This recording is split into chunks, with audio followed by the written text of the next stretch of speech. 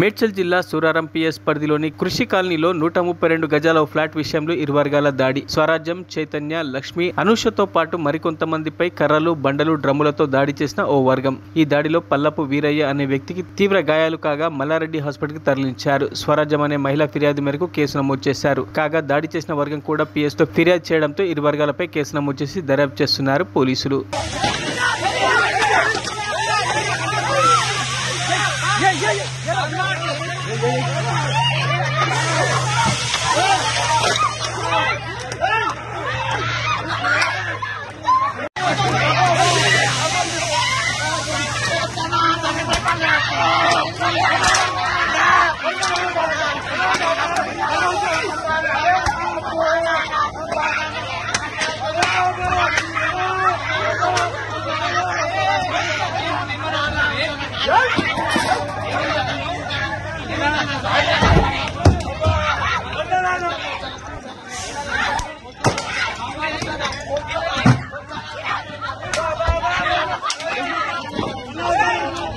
మరిన్ని అప్డేట్స్ కోసం మా ఛానల్ని సబ్స్క్రైబ్ చేయండి.